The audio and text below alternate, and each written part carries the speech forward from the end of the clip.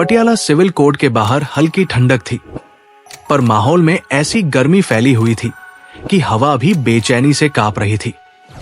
6 साल की शादी, ढेरों झगड़े, रिश्तेदारों के लगाए जख्म, 2 साल का मुकद्दमा, और आज उसका आखिरी दिन था, तलाक। आरव और सिया ने अभी अभी कोर्ट से निकलकर तलाक के कागजात हाथ में लिए थे। भीड़ उनके चारों ओर थी, कुछ खुश, कुछ संतुष्ट, कुछ तमाशबीन, पर वे दोनों बिल्कुल खाली थे। अजीब इत्तेफाक था कि दोनों का रास्ता ग्रीन वैली कैफे की ओर मुड़ गया, और उससे भी बड़ा इत्तेफाक ये कि दोनों अपने अपने रिश्तेदारों से दूर कैफे के 2 कोने में बैठने के बजाय एक ही टेबल पर आमने सामने बैठ गए। कुछ पल की चुप्पी। टेबल के ऊपर 2 फाइलें, तलाक की। टेबल के नीचे 2 पैर जो कभी एक ही दिशा में चलते थे, आज एक दूसरे से छूने से भी डर रहे थे। सिया ने आखिरकार चुप्पी तोड़ी। कॉन्ग्रेचुलेशंस आरव, जो तुम चाहते थे वो हो गया। आरव हल्का सा पलटा, होठों पर कड़वी मुस्कान लिए। तुम्हें भी मुबारक हो सिया, तलाक लेकर तुमने भी जीत हासिल कर ली। सिया की भौहें सिकुड़ी। तलाक किसी की जीत होती है? अगर होती है तो तुम ही बता दो। आरव ने पलकें झुका ली। आज पहली बार उसके शब्दों में झुंझलाहट नहीं थी, सिर्फ थकान थी। सिया ने सीधा सवाल मारा, तुमने मुझे चरित्रहीन कहा था, याद है? आरव की सांस रुक सी गई। उसने धीरे से कहा, वो मेरी गलती थी सिया, मुझे ऐसा नहीं बोलना चाहिए था। मैं उस वक्त अपने गुस्से, रिश्तेदारों की बातों और खुद की कमजोरियों से लड़ नहीं पाया। सिया की आंखें चमकी, पर आंसू बाहर नहीं आए। वो बस ठंडी आवाज में बोली, जानती हूं, पुरुष अक्सर वही हथियार चलाते हैं जो स्त्री के आत्मसम्मान को सबसे ज्यादा घायल करे। आरव ने सिया की तरफ देखा, थोड़ा शर्मिंदा, थोड़ा टूटता हुआ। पर तुमने भी दहेज उत्पीड़न लगाया था सिया। गलत कहा था। इस बार सिया चुप हो गई। उसने काउंटर से लाई चाय का प्लास्टिक कप उठाया, एक घूंट लिया, और गर्म चाय हल्की सी उसकी उंगलियों पर गिर गई। आवाज बहुत धीमी थी, मगर आरव का दिल धड़क कर रुक गया। वो तुरंत आगे झुका, हाथ दिखाओ, जला तो नहीं? सिया ने पल भर उसे देखा, वही नजरों वाला देखना जो तब होता था जब कोई इंसान बस आपके दर्द को पढ़ रहा हो, समझ रहा हो। बिना कुछ सुने, कुछ पल की चुप्पी के बाद उसने धीरे से कहा, तुम्हारा कमर दर्द अब कैसा है? आरव ने सिर झुकाया, जैसा था वैसा ही है। तुम्हारी वो ब्राउन पेन वाली दवा याद है? काम करती थी, अब नहीं ले पाता। सिया का चेहरा कुछ पल के लिए ढीला पड़ा। फिर उसने पूछा, और तुम्हारा अस्थमा? कल रात अटैक तो नहीं पड़ा? आरव बहुत धीरे से बोला, डॉक्टर ने कहा है तनाव कम करो। इन्हेलर आज लाना भूल गया। सिया ने उसके चेहरे को गौर से देखा। सांस उखड़ी हुई थी। वो समझ गई, इसलिए आज सांस फूल रही है। उसकी आवाज में शिकायत नहीं, हमदर्दी छिपी थी। दोनों फिर चुप, एक अजीब, भारी मगर सुकून देने वाली चुप्पी। आरव ने अचानक कहा, सिया, तुम्हें 4 लाख देने हैं मुझे, और 6,000 महीना भी। सिया ने सर उठाया, अंबर विहार वाला फ्लैट अभी भी तुम्हारे नाम है? आरव ने हिचकते हुए कहा, हां, मैं वो तुम्हारे नाम कर दूंगा। 4 लाख अभी मेरे पास नहीं है। सिया ने हाथ हिलाया, छोड़ो, जरूरत नहीं है, मुझे 4 लाख नहीं चाहिए। अनवी की जरूरतों के लिए तुम हर महीने देते रहना, वही काफी है। आरव इतना स्तब्ध था जैसे किसी ने उसके कंधों से पहाड़ हटा दिया हो। दोनों फिर एक दूसरे को देखने लगे, धीरे धीरे, जैसे पुराने जख्मों से धूल हट रही हो। आरव सोच रहा था, ये वही लड़की है जो मेरे लिए पानी उबाल कर रखती थी, मेरी दवाइयां टाइम पर खरीदती थी, मेरी बीमारी का ख्याल खुद से ज्यादा रखती थी। सिया सोच रही थी, ये वही लड़का है जो हरिद्वार में बिना तैरना जाने मुझे बचाने को नदी में कूद गया था। जो मेरी आहट से मेरा दर्द समझ जाता था। उनकी आंखें एक दूसरे पर टिकी रहीं। पछतावा, प्यार, दर्द सब मिलकर एक अजीब रोशनी पैदा कर रहे थे। आरव ने आखिरकार कहा, सिया, मुझे तुमसे कुछ कहना है। सिया की पलकों में हल्की नमी आई। कहो, हो सकता है तुम जो कहोगे वही मेरे दिल में भी हो। आरव ने कांपती आवाज में कहा, तुम बहुत याद आती थी। सिया का दिल टूटकर भी जुड़ता हुआ महसूस हुआ। उसने जवाब में बस इतना कहा, तुम भी। आरव की आवाज भर्रा गई, मैं आज भी तुमसे प्रेम करता हूं। सिया की पलकें भीग गई। मैं भी, यहीं इस टेबल पर जहां तलाक की फाइलें रखी थी। दो दिल फिर से धड़कने लगे थे और इसी पल उनके सामने जिंदगी ने एक सवाल खड़ा कर दिया। क्या इन कागजों के आगे भी कोई रास्ता है, या यही रिश्ता खत्म होकर सचमुच मर जाएगा? कैफे की खिड़की से हल्की धूप अंदर आ रही थी। टेबल पर रखी तलाक की दोनों फाइलें इस तरह लग रही थी जैसे किसी ने दो जिंदगियों को बीच से फाड़कर दो ढेरों में बांट दिया हो। पर उस धूप में सिया और आरव के चेहरे पर एक अजीब सी नरमी झलक रही थी, कुछ ऐसा जो पिछले 2 सालों में कभी दिखाई नहीं दिया था। आरव ने चाय का कप उठाया, फिर हल्की मुस्कान के साथ बोला, याद है, तुम चाय हमेशा हल्की बनाती थी। सिया हंस भी नहीं पाई, बस होठों पर हल्की सी टेढ़ी रेखा खिंची। और तुम चाय हमेशा बहुत गर्म पीते थे, जैसे दर्द को भी उबाल कर निगल जाओ। दोनों पल भर को हंसे, लेकिन हंसी तुरंत ही उसी दर्द में बदल गई जिसका बोझ वे दोनों सालों से ढोते आए थे। फ्लैशबैक। शुरुआत एक छोटी बहस से हुई थी। ये वही शाम थी जब आरव ने गुस्से में सिया को थप्पड़ मारा था। बात छोटी थी, खाना देर से बनना, आरव का दफ्तर का तनाव, सिया की तबीयत और बीच में रिश्तेदारों की टोका टाकी। सिया ने भी गुस्से में अपना सैंडल उसकी तरफ उछाल दिया था। सैंडल का सिरा बस आरव के सिर को छूकर निकल गया था। दोनों समझ सकते थे ये लड़ाई थी, पर टूटन नहीं। मगर उनके आसपास मौजूद लोगों ने इस लड़ाई को सीधे इज्जत, मान, घर की परंपरा और खानदान की नाक का मुद्दा बना दिया। और यहीं से असली जहर शुरू हुआ।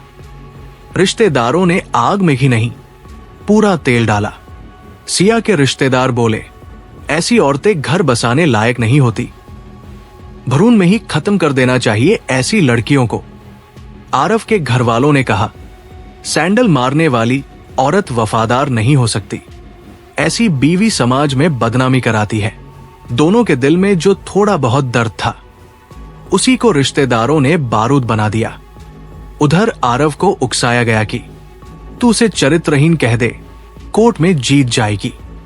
इधर सिया को सिखाया गया, दहेज उत्पीड़न का केस डाल दो, सब सीधा हो जाएगा। और दोनों अपनों की बातों में आकर एक दूसरे को सबसे गंदे आरोपों से ढकते गए। कोर्ट, जहां प्यार की जगह बदले ने ले ली थी। 2 साल तक हर सुनवाई में दोनों एक दूसरे की आंखों से बचते, जैसे उनकी नजरें मिलते ही उनके अंदर की सभी पुरानी यादें खुल जाएंगी और वे टूट जाएंगे। वकील क्या बोलना है सब स्क्रिप्ट की तरह समझाते। कभी सिया बोलती, उसने मुझे मारा, उसने दहेज मांगा। कभी आरव बोलता, ये चरित्रहीन है, ये घर नहीं बसाना चाहती। कई बार दोनों के बयान कोर्ट में रुक जाते, गला भर जाता, पर फिर रिश्तेदार कान में कहते, कमजोर मत पड़ना, केस बिगड़ जाएगा। और वे फिर वही झूठे कठोर शब्द दोहरा देते। लेकिन एक बात जो दोनों में थी, सच्चा प्रेम। आपस में लड़ाई जरूर थी, लेकिन अनवी, उनकी 5 साल की बेटी, उनके बीच एक अनकहा रिश्ता थी। जब अनवी बुखार में थी, सिया ने आरव को मैसेज किया था, दवा दे दी है, डर मत, वो ठीक है। आरव ने देखा तो घंटे भर चुप बैठा रहा। जब आरव को अस्थमा का तेज अटैक पड़ा था, सिया के भाई ने बताया, दीदी ने पूरी रात रोकर कहा था, काश वो उसके पास होती। वे दोनों एक दूसरे के बिना रह रहे थे, पर एक दूसरे की चिंता हालात से ऊंची थी। आज कैफे में 2 साल का सारा झूठ पिघल रहा था। आरव धीमे से बोला, सिया, हम कोर्ट में एक दूसरे से झूठ बोलते रहे, लेकिन दिल कभी झूठा नहीं हुआ। सिया की पलकों पर नमी उतर आई। हां, हर सुनवाई में मैं तुम्हारी तरफ देखना चाहती थी, पर डरती थी कि नफरत दिख जाएगी। आरव का गला भर गया। नफरत तो खुद से भी नहीं कर पाया, तुमसे क्या करता। माहौल कुछ पल चुप रहा, इतना गहरा कि जैसे आसपास की सारी आवाजें कैफे के बाहर छूट गई हों। सिर्फ 2 दिलों की धड़कनें बची थी। सिया ने पूछा, अगर उस दिन हमारी लड़ाई में कोई बीच में ना पड़ता तो क्या बात यहां तक आती? आरव ने सिर झुका दिया। नहीं, कभी नहीं। फिर वो धीमे कांपती आवाज में बोला, हमने गलती की, लेकिन उनसे बड़ी गलती यह थी कि हमने अपनी शादी पर दूसरों को हावी होने दिया। सिया ने उसकी तरफ गौर से देखा। उस नजर में आंसू भी थे और दर्द भी, लेकिन सबसे ज्यादा था अधूरा प्रेम। और यही उसके मन में एक सवाल जन्म लेने लगा, क्या सच में सब खत्म हो चुका है, या अब भी कुछ बचा है जिसे बचाया जा सकता है? कैफे की हवा एकदम स्थिर हो गई थी, जैसे कमरे की हर धड़कन, हर घड़ी की टिक टिक सिर्फ इस टेबल पर बैठे 2 लोगों की सांसों के बीच अटक गई हो। आरव ने अपना हाथ मेज पर रखा। सिया ने देखा, पर हाथ आगे नहीं बढ़ाया। वो अब भी डर रही थी। डर की कहीं उसके मन का प्यार उसे फिर से कमजोर ना बना दे। आरव ने उसकी झिझक को पढ़ लिया। उसने धीरे से कहा, सिया, एक बात कहना चाहता हूं, पर डर भी रहा हूं कि शायद मेरी बात तुम्हें अच्छी ना लगे। सिया ने धड़कते दिल से जवाब दिया, कहो आरव, हो सकता है वही बात मैं भी कहना चाहती हूं। उसकी आंखें झिलमिला उठीं। आरव ने गहरी सांस ली, थरथराते शब्दों में बोला, तुम मुझे बहुत याद आती थी। सिया का चेहरा ढह गया, मानो किसी ने उसके अंदर दबे दर्द की दीवार को अचानक धक्का दे दिया हो। उसने कोई नाटक नहीं किया, कोई ताना नहीं मारा, बस हल्की आवाज में बोली, तुम भी। 2 शब्द, पर 2 साल के टूटे रिश्तों, झूठे इल्जामों और अनकहे अफसोसों को चीर कर निकल आए। आरव का गला भर आया, मैं आज भी तुम्हें प्रेम करता हूं, सिया। सिया के होंठ कांपे। स्पष्ट था, वो अपनी भावनाओं को रोकते रोकते थक चुकी थी। उसने सीधे उसकी आंखों में देखते हुए कहा, मैं भी, एकदम, बस इतना ही कहना था। दोनों की आंखें भर आई। 2 साल पुराने सारे जख्म पिघलने लगे। आरव ने फाइल की तरफ देखा, वही तलाक के कागजात जिन्होंने 2 जिंदगियों को आधा कर दिया था। सिया, हमने एक दूसरे को बहुत चोट पहुंचाई, बहुत गलत बातें कही, पर सच में क्या हमारा रिश्ता इतना कमजोर था कि 2 साल की नफरत उसे खत्म कर दे? सिया ने कांपती आवाज में कहा, नहीं, हमारा रिश्ता कमजोर नहीं था, हमारी समझ कमजोर थी। उसने अपनी आंखों से आंसू पोंछे। फिर वही सवाल जो उसके दिल में घंटों से उबल रहा था, बाहर आ गया, क्या हम फिर से शुरू कर सकते हैं? आरव कुछ पल उसे देखता रहा। उसकी आंखों में कई सालों की थकान, पछतावा और प्यार सब एक साथ चमक रहे थे। क्यों नहीं? उसने दृढ़ स्वर में कहा, अगर हम एक दूसरे को चोट पहुंचा सकते हैं तो एक दूसरे को ठीक भी कर सकते हैं। सिया का चेहरा एक पल को ठहर गया। उसकी आंखें फैल गई, फिर भर आई। ये कागज किसके लिए? आरव ने फाइल उठाई। तलाक की कॉपी, कोर्ट की मुहर, 2 साल की लड़ाई का आखिरी नतीजा। सिया घबराकर बोली, आरव, क्या कर रहे हो?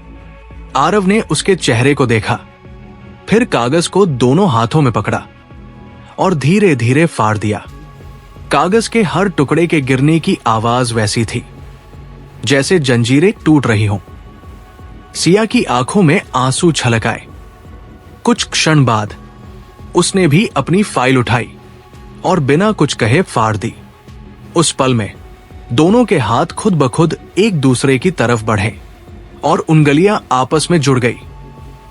रिश्ता वापस वही लौट रहा था जहां से शुरू हुआ था। कैफे से बाहर निकलते ही दोनों तरफ उनके रिश्तेदार हैरान खड़े थे। किसी ने कहा, ये क्या किया? किसी ने कहा, ये फिर से साथ कैसे आ गए?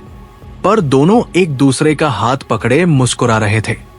आरव बोला, अब ये हमारा घर है, हमारा रिश्ता और हमारा फैसला। सिया ने भी उसी दृढ़ता से कहा, अब इसमें किसी तीसरे की जगह नहीं होगी।